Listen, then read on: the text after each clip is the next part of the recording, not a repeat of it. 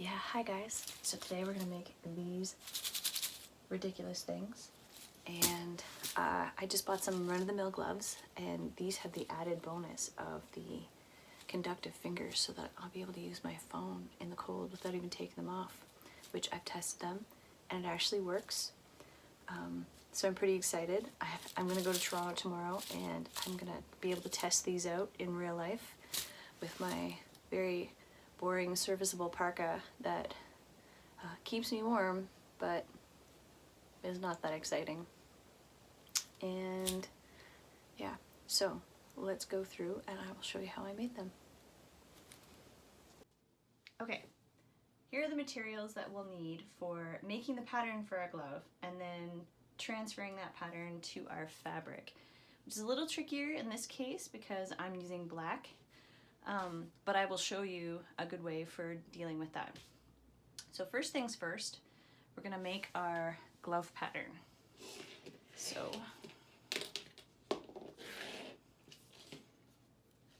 gonna put my glove on and get rid of that. And this is so simple. I mean, it might seem kind of obvious, but I'm just gonna trace out my little hand.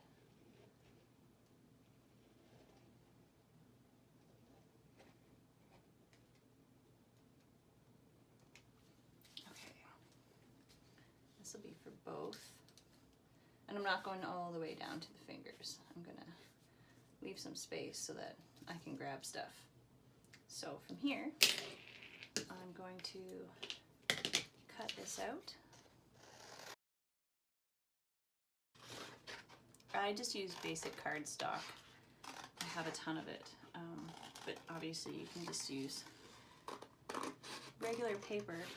I just like to have my patterns be a little more solid than regular paper.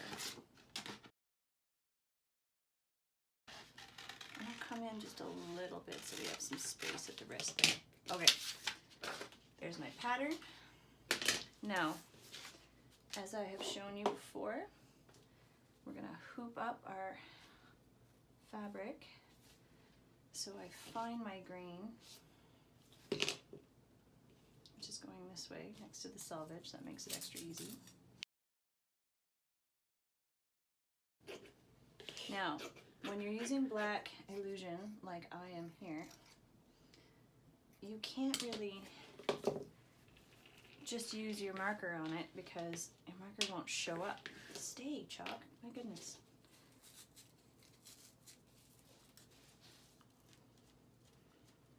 So I'm just gonna get my tension right.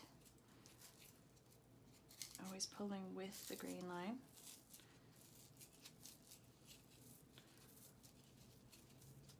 And tightening as we go. I could use pliers on this, but they're in my other room, so. All right, this will be good enough for what we're doing. That's nice and taut. Okay. So now, this is actually going to be for my left hand, or my right hand, because I did the left one already. So what I'll do,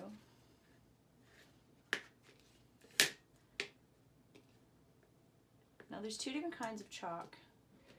There's this chalk and there is regular chalk. And this doesn't show up very well.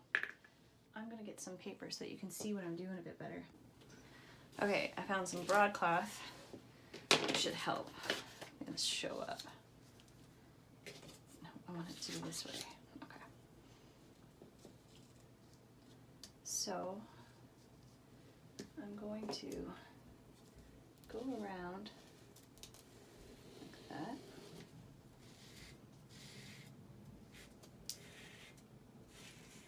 But this is not the final step. I mean, you know what, this looks pretty obvious, but chalk falls out really easily, and with all the work that we're going to be doing on these, it will definitely fall out. So once I have my chalk outline of my pattern piece, then we're going to head to the desk and we're going to stitch very loosely along the edges of our pattern so that even when the chalk falls out, we'll still have a very clear outline of the area that we're filling with our beading. And I strongly recommend using a thread color that is nowhere near any of the thread colors that you'll be using for your project. For my project, I have everything laid out here already. I've got all my beads and sequins. So I'm using this baby pink mixed in with black. So I'm using baby pink thread and black. This is going to stand out, and the reason that that will matter is some of your stitch lines from this may get close to your pattern lines when we go to cut this out to applique it onto our glove, and you want to make sure that you don't cut any of them. So if you use a thread that's a violently different color than any of the other threads, you'll be making sure that you're not cutting into any threads that are actually holding stuff on. You're just cutting along your pattern line. As I mentioned, I'm going to use this thread to outline my pattern.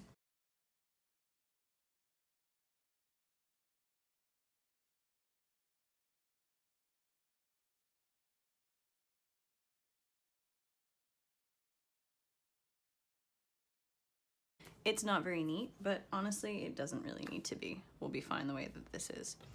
So the next thing that I'm going to do is I made these sets for beaded sequin flowers ahead of time. So I'm gonna do a black beaded flower and a pinky beaded flower, like these, like this one and this one. So I'm gonna work on that next.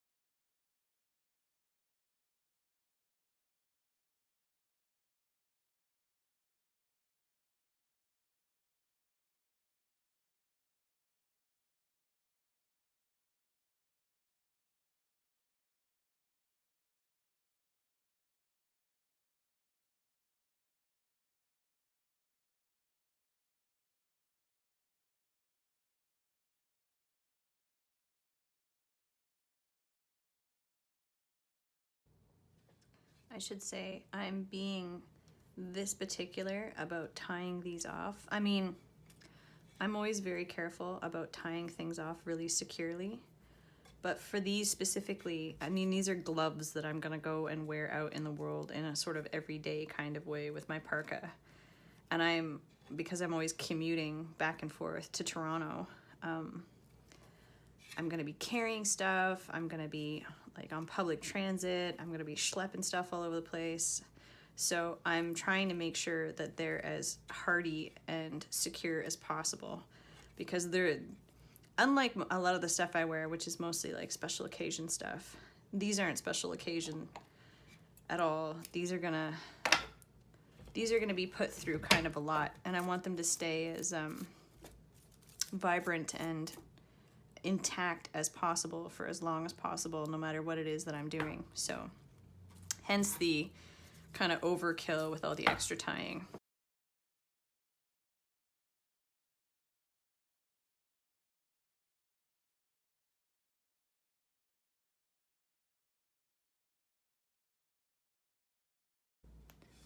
Okay, I'm done my beading part. I've got pretty much all my areas filled in, and I wanted it to be predominantly black and have the pink just be a highlight, so I'm good with this balance. I think it will match the other one. So now all I have to do is the tedious part of tying off, and then I'll show you how to cut it out and stitch it onto your glove.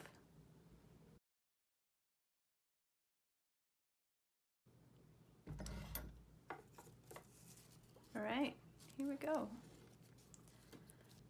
Here we have our applique, because that's essentially what we've made here. Now, to cut this out of the frame, this is why we used our, focus please, this is why we used the contrast thread, because we wanted to make sure that we weren't going to catch, if I'd done this in black, especially up here, it would have been way too difficult to see, to make sure that I didn't catch any of the thread on my actual beading. So it's actually pretty easy to pull this out, but we just want to make sure that we're cutting just along. So I'm going to do that and not sit on the other glove.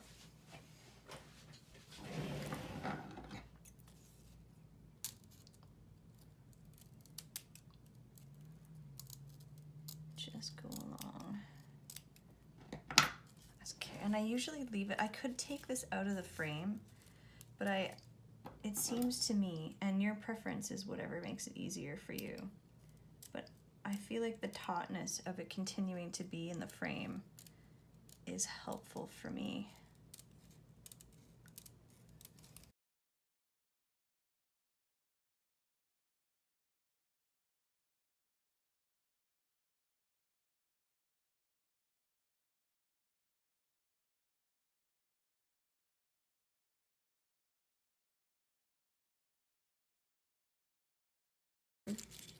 This just comes out pretty easily, these threads.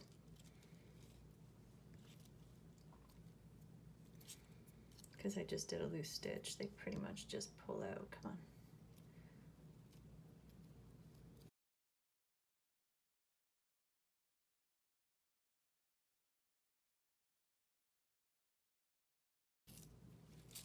All right, pulled all my threads out. Now, since this is the glove for my right hand, or my left hand, because I am a right-handed person, there's no particular way I'm telling you to do this. You do which hand you want, but it did make it easier for me to stitch on this applique because I just stitched it onto, I pinned it on my hand and then stitched around it. I'm gonna have to do it slightly differently for this. I'm still gonna have to, I have to stitch it with my left hand, or my right hand. But I'm gonna be doing it backwards because I don't really have a choice. I'm going to pin this down in place.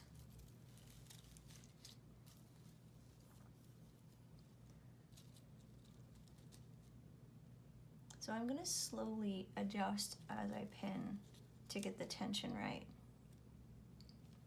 It will start off a bit more loose and I'll adjust as I go. Since there's stretch in both the illusion fabric that I used and in the glove. Okay.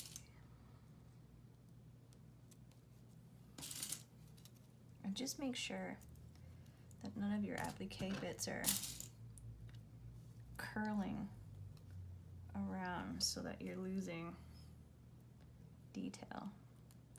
You want to all the work of stitching everything on, you want to make sure that it's all showing correctly.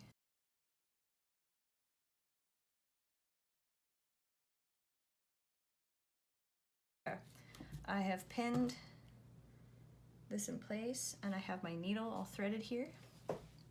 So now I'm just going to go along the edge and whip stitch my applique into place on my glove.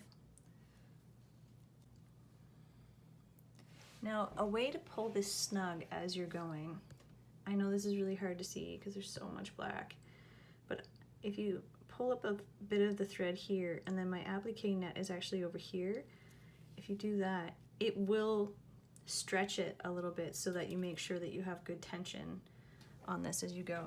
I'm gonna have to do an example of that on another tutorial, I think, because this is hard for me to see and I can tell from looking at the camera up there that it's not showing up very well.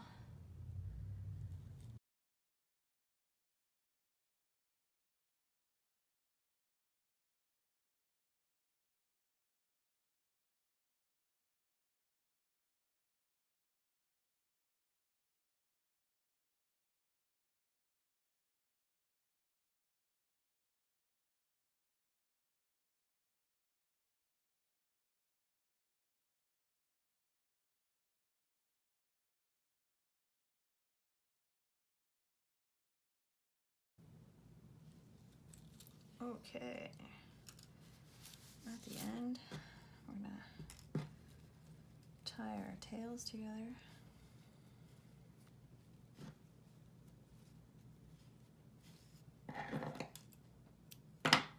And these ones too.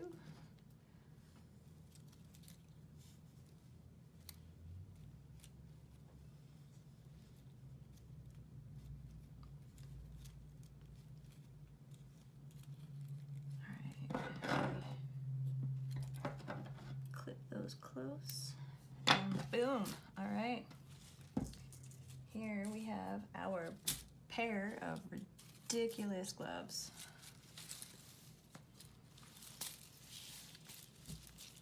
I'm gonna feel really good about walking around in these tomorrow. Booyah! So there we go. It's a treat for the eyes and the ears. I would love to hear any questions that you have, anything I glossed over. I try to make these as particular as I can, but I know that there's probably a billion things that I accidentally blow by. So if I missed anything, I would definitely want to hear your questions. But just shoot me an email or DM me, what have you. Leave your question in the comments, and I'll try to, if at the very least I can't specifically answer you right away, which I can't imagine why I wouldn't. Maybe it's fodder for a future tutorial. So yeah, get in touch, let me know. And I'd love to see your creations. Definitely, I would love to see if you try this.